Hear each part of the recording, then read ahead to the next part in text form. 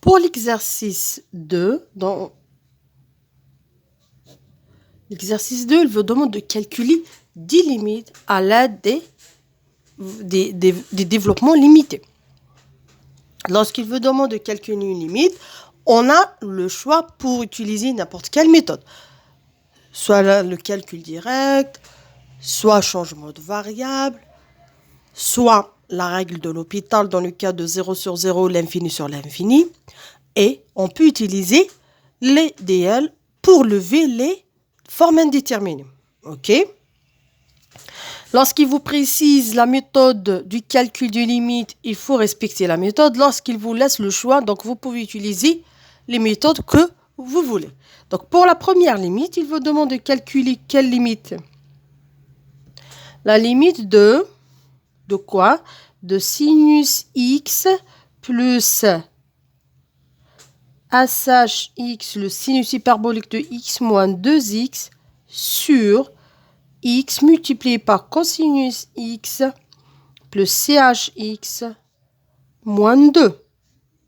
Vous demande de calculer la limite de cette fraction quand x tend vers 0. OK.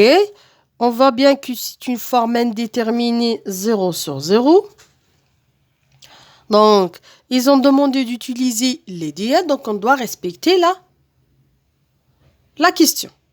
Donc, pour répondre à cette question, qu'est-ce qu'il me faut? Il me faut le duel de sinus, le duel de ASH, le duel de cosinus et le duel de CH. OK? Et la deuxième étape, vous allez me dire quel est l'ordre.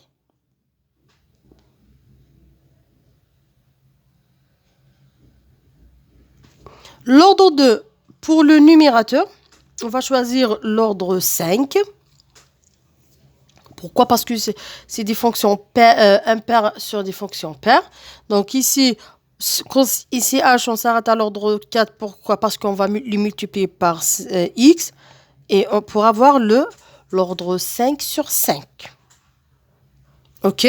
Et vous allez voir pourquoi on a choisi l'ordre 5. Donc commençons par. Donc la première étape, rappelons de dire qu'on va utiliser le sinus x. C'est x moins x3 sur 3 factoriel plus x5 sur 5 factoriel plus petit o de x plus petit o de x5. La même chose pour ASH-x, fonction impaire, x plus x3 sur 3 factoriel plus x5 sur 5 factoriel petit o de x5. Cosinus x, paire.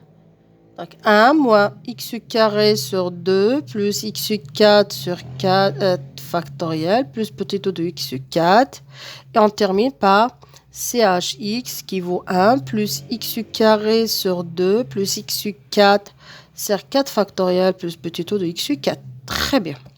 On commence. Donc on a le sinus plus le ASH moins 2x. Donc, sinus plus ASH moins 2x. Qu'est-ce qu'on a? Donc, sinus x plus ASH x moins 2x. Directement, on trouve x avec x, 2x, 2x part avec 2x. Qu'est-ce qu'il nous reste? Il nous reste x3. X moins x3 part. Pourquoi? Est-ce que vous voyez pourquoi on a choisi l'ordre 5? Pourquoi? Parce que si on choisit l'ordre 1, c'est-à-dire l'ordre 3, pas. Donc, c'est le premier ordre différent de 0. Donc, il égale à 2 x5 sur 5 factoriel plus petit o de x5. OK? Très bien. Passons maintenant au dénominateur. Donc, cosinus x plus chx moins 2. Donc, on a le 1 avec le 1 plus 2 moins 2 part. Donc, le moins x carré sur 2 avec le plus x carré sur 2 part. Donc, il ne reste que 2 fois x4 sur 4 factoriel plus petit o de x4. Ce qui implique que x, lorsqu'on va le multiplier par x cos x plus chx moins 2 égale à 2 fois x5 sur 4 factoriel plus petit o de x5. D'où la limite de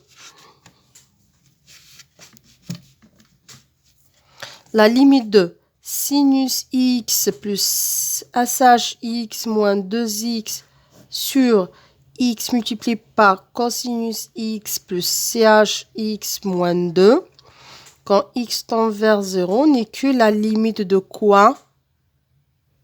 La limite de 2 fois x 5 sur 5 factoriel plus petit o de x 5 sur 2 fois x 5 sur 4 factoriel plus petit o de x 5. OK. Est-ce que vous voyez les simplifications? Oui, on peut simplifier x4 et x4. On peut simplifier x5 avec x5. Qu'est-ce qu'il nous reste? Il nous reste quand x tend vers 0. Égale la limite de quoi? Je regarde il me reste 1 sur 5 factoriel sur plus petit o de 1 sur 1 sur 4 factoriel plus petit o de 1. Donc, quand x tend vers 0, égale à combien?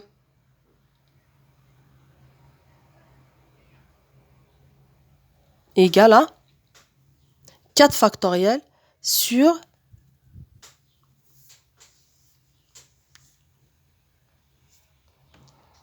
égale à 4 factoriel sur 5 factoriel qui vaut 1 sur 5.